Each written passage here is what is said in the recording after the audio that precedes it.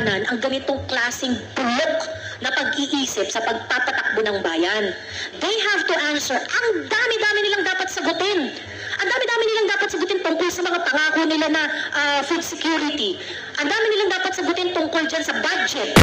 Ang dami nilang dapat na resibo na dapat pinapakita kung saan napupunta ang perang ginagastos nila, asa ng mga flood control projects, kinamamatay ng mga bawat Pilipino yan.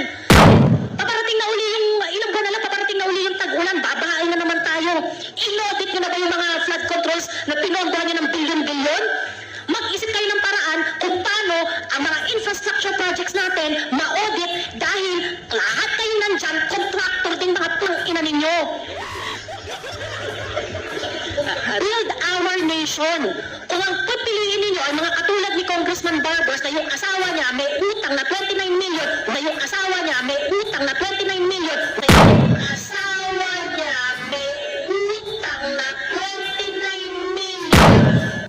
Kung ang pipiliin ninyo ay mga katulad ni Congressman Barbers na yung asawa niya may utang na 29 million worth of luxury bags, ano mangyayari sa Surigao?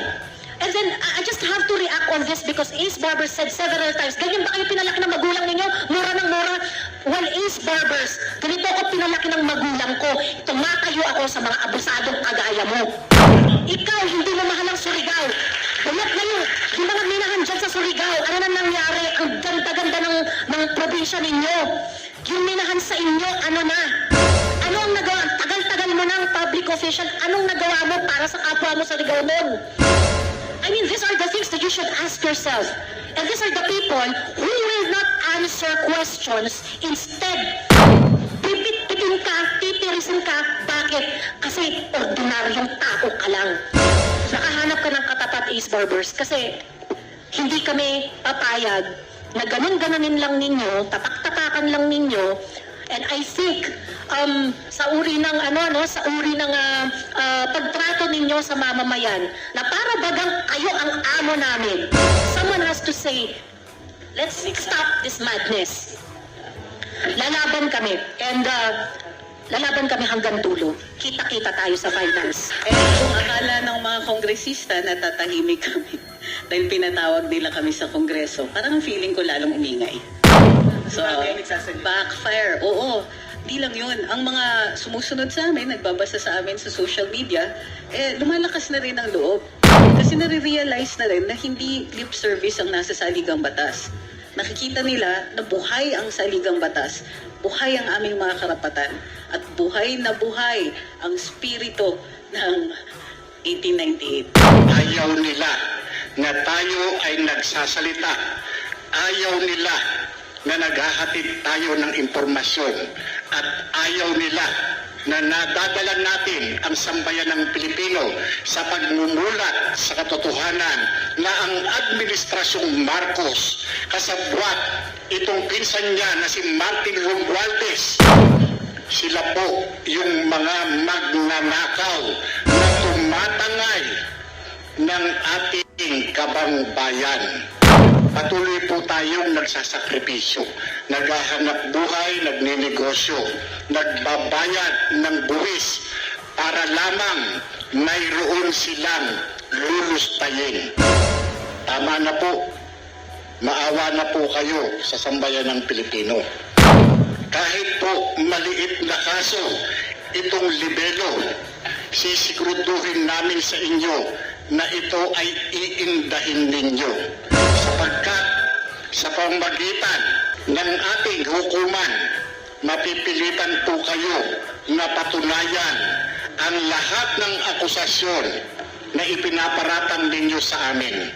Saan ka ba nakakita na ako'y ibinuwis ko ang buhay sa kampanya laban sa ipinagbabawal na gamot? Sundulan, ipagpalit ko ang kinabukasan, hindi lamang ng aking sarili. Nawasak ang aking karir, nasakripisyo ang aking pamilya. Tumayo ako para sa katotohanan, para lamang matigil yung pagtatanim ng iligal na droga, yung pambababoy sa karapatan ng mga inosenteng mamamayan. Katwiran ko nga noon, tandang-tanda ko sa conference, kung gusto natin maitama yung mga nakagisnan nating mali dito sa PIDEA mag-umpisa sa ating mga opisyal. Sapagkat yung mga tao natin, sumusunod lamang yan sa atin. Walang kinakailangan na magpalaya tayo ng 10 kriminal. Huwag lamang tayong magpapakulong ng isang taong walang kasalanan. Kaya ito hinahamon ko si Congressman Barbers sa pamamagitan ng kasong isinampa namin laban sa kanya. Ito ang tamang pora para makita natin kung paano irespeto ang karapatan ng bawat isa, mapaakusado ka man o mapakomplainan ka man. Ilabas mo yung mga katibayan mo na kami ay tumatanggap sa mga drug lord, ganun din sa mga pogo. Ilabas mo lahat yan. Yung sinasabi mo na kami ay swelduhan, nakikinabang sa negosyo ng mga sindikato na yan, ilabas mo ang ebidensya mo, hindi yung puro ka ngak-ngak. Ang ipinamana lang sa akin ng tatay ko ay yung malinis na pangalan niya. Kahit yon ninakaw ni Ace Barbers sa akin. Ang tatay ko was a justice of the Sandigan Bayan when he retired. And he was incorruptible. Hindi nagnakaw ng kahit na isang sentimo sa Pilipino ang tatay ko. Pero ngayon, bigla siya, dahil sa sinabi ni Ace Barbers, bigla siya nagkaroon ng anak na corrupt, na bayaran. Hindi lang bayaran ng kung sino-sino, kundi bayaran ng mga kriminal, pogo at narco na mga sindikato. Yan ang tinuring sa akin ni Ace Barbers. At sinabi niya ito, hindi lang sa isang maliit na grupo ko, hindi sa mainstream media. Naka-headlines pa ako ng Krappler. Na ako pa hin-headlines ng Krappler noon. Nanay ako, mga anak ko mga scholar. Asawa ko scholar ng PMA. Bigla na lang nagkaroon sila ng nanay na narco vlogger at pogo vlogger. Ganyan ang ginawa ni Ace Barbers sa akin. Doktor ako, writer ako. Na ang essence ng pagiging manunulat ko ay ang katotohanan. Hindi gagalaw ang ballpen ko, Mr. Ace Barbers, kapag ka hindi katotohanan ang sinasabi ko, katotohanan ko. Pero ang ginawa mo, tinanggal mo lahat yon. Everything that is precious to me, the gift of a good name.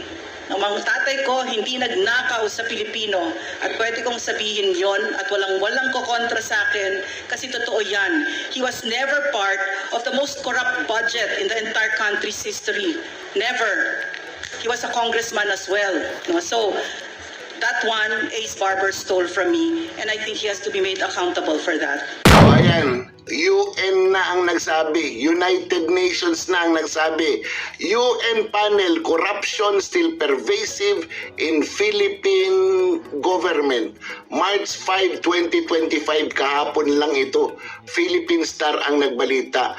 Manila, Philippines, a United Nations committee remains concerned that corruption still pervasive in all branches of government and in the wider public sector in the Philippines. Kasabay niyan, inamin ng administrator ng National Food Authority na meron na ring corruption sa kanilang ahensya at meron na silang mga sinuspindi.